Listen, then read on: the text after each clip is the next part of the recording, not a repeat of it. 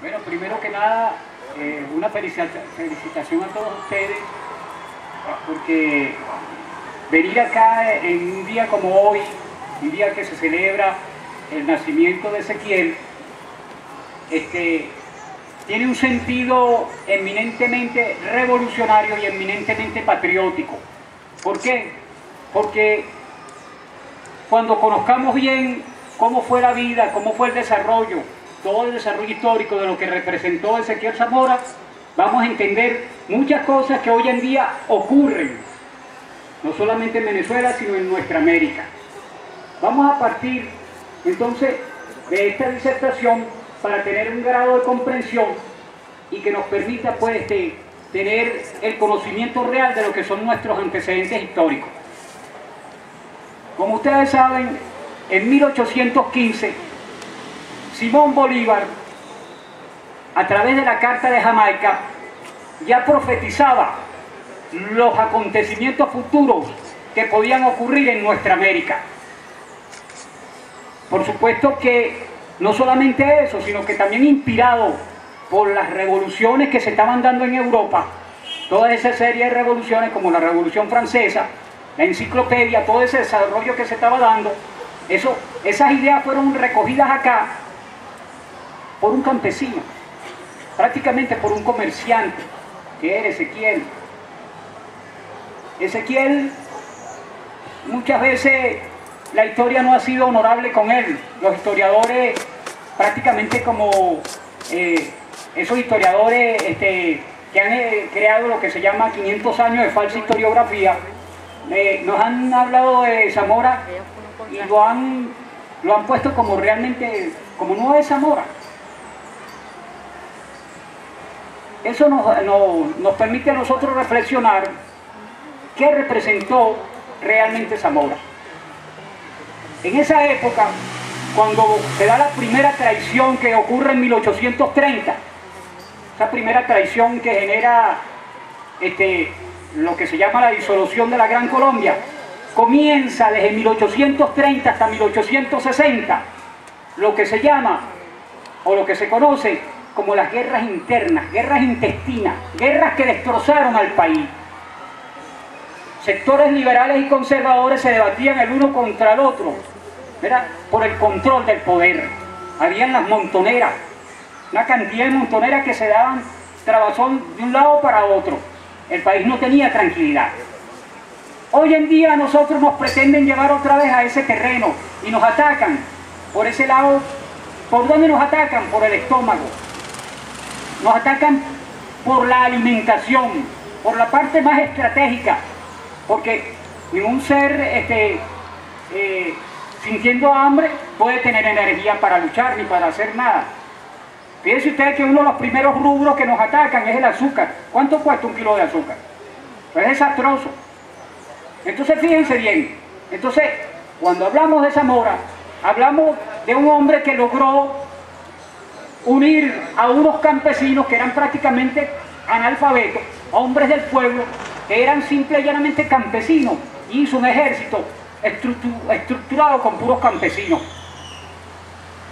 Esos hombres se le unieron con ese ejército y se dio lo que se llama la Guerra Federal. Todos conocemos la Guerra Federal, ¿verdad? Y en esa Guerra Federal, Zamora se convierte en un líder popular muy importante, aunque en una de esas acciones es encarcelado, llevado a un juez inclusive. Luego José Tadeo Monagas él se escapó y lo saca y le conmuta la pena y lo incorpora a un batallón en Villa de Cura. Lo incorpora ahí en ese batallón. Ahora bien, ¿cuál era la consigna de Ezequiel Zamora? La consigna de Ezequiel Zamora era tierra y hombres libres. ¿Por qué tierra y hombres libres? Porque nuestros campesinos, en esa época, después de la independencia, no tenían dónde sembrar. Los godos se hicieron del poder, lo que se llaman los terratenientes. Se cogieron todos los terrenos y tenía que haber una revolución para poder sembrar, para poder comer, porque en esa época nosotros vivíamos plagados de enfermedades, inclusive pestes que vinieron de Europa, que no son nativas de aquí, que nos asolaron durante muchos años. Nosotros, ¿por qué decimos que debemos cobrar conciencia histórica de lo que es Ezequiel Zamora?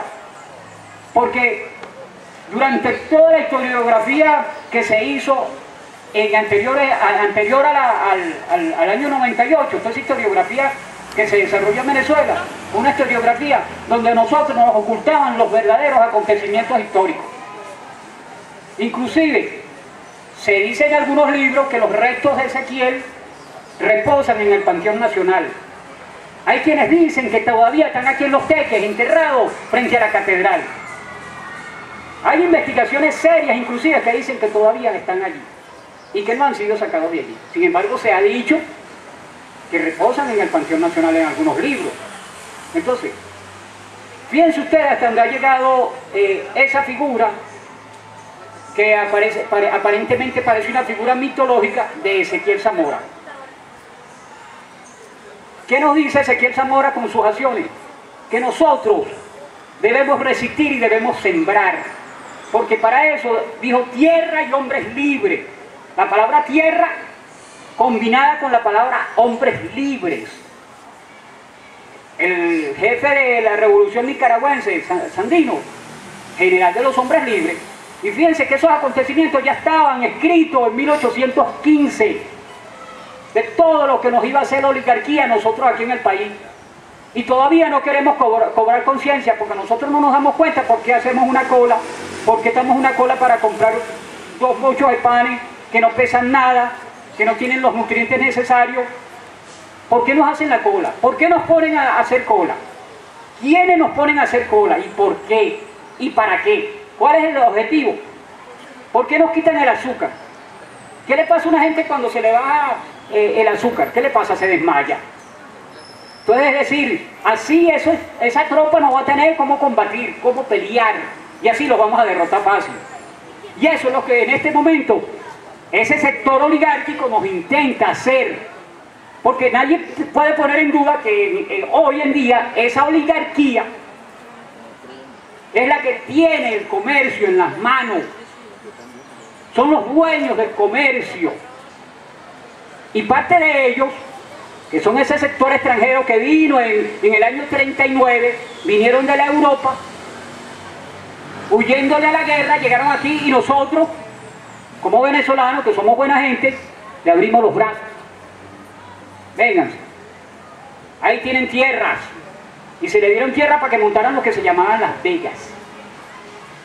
Vegas para que sembraran lechuga, y todas esas cosas que son comestibles para hacer ensaladas. Sin embargo, ellos no solamente tomaron la tierra, sino que se expandieron y agarraron más terreno aún. Más terreno agarraron del que realmente les correspondía. Y bueno, como estaban produciendo no se les dio nada, ahí quedaron. Luego que se vieron con 4 lochas en el bolsillo, emigraron hacia las ciudades. Se alquilaron una casa con 2 pisos, abajo la panadería, abajo el bar, arriba la vivienda, y se fueron haciendo más poderosos todavía. Y nuestro comercio fue siendo desplazado. Usted se para desde allá arriba de Cabotaje y se viene hasta acá, hasta donde termina la avenida. Y usted se lleva una libreta y va anotando, mire, este negocio, extranjero, este negocio, extranjero. Nosotros no tenemos comercio. Y nosotros estamos entregando el comercio en manos extranjeras, y por eso nos está pasando lo que nos está pasando. Porque si tuviera todo en manos de venezolanos, con gente trabajadora y emprendedora, eso no estuviese ocurriendo. Ahí es donde tenemos que entender a Ezequiel Zamora. Tomar conciencia histórica y entender quién representó al general Ezequiel Zamora. ¿Qué representó históricamente para nosotros? ¿Qué lucha tuvo él para poder decirnos a nosotros por dónde es el camino? A veces nos hacemos sordos y caemos en la trampa del sector oligárquico en repetir su propio discurso. Nosotros mismos a veces cometemos esos errores. Nosotros tenemos que dejar de cometer errores. en ese sentido. Si queremos avanzar, y que no crea nadie que si ese sector vuelve a tomar el poder, aquí el campesinado y la clase trabajadora es la que más va a sufrir, porque se pierde la esencia de lo que significó la guerra federal. Guerra federal que es una deuda que se tenía de la independencia, porque la independencia garantizó hasta cierto nivel, pero en 1830 se rompió con la traición de la Cosiata, lo que se llamó la Cosiata, que fue la separación de la Gran Colombia, el gran proyecto bolivariano de unir América completa, porque ya el Libertador tenía esa visión. Parece ser que los Estados Unidos, en nombre de la libertad, va a dominar de hambre y de miseria los pueblos de América Latina, de hambre y de miseria, oigan la palabra.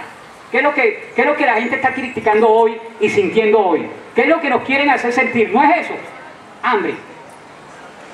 Entonces fíjense cómo la historia tiene una secuencia tan lógica que si nosotros la entendemos y la interpretamos, sabemos por dónde tenemos que marchar y hacia dónde tenemos que marchar. Y no como se paran mucho a decir, no, la solución es esta.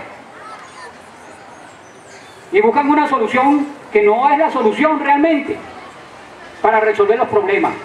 Parte de la solución es que ese lema coja vigencia, ese lema de Ezequiel Zamora, donde él dice tierra y hombres libres, tener tierra, sembrar, producir lo que nosotros necesitamos para nuestro sustento. Si nosotros nos vamos al hombre primitivo, él no tenía ninguna bodega donde ir a comprar, él tenía que cazar, y por eso desarrolló el dibujo. ¿Por qué desarrolló el dibujo? Porque él en las cavernas dejó representaciones de sus etapas de cazar, de ir a cazar. La pintura rupestre, ustedes la pueden ver. ¿Usted sabe qué significa eso? Eso no significa que sea un cuadrito para adornar, no era decoración, era algo ritual para obtener el alimento a través de esa parte mágica que es el dibujo.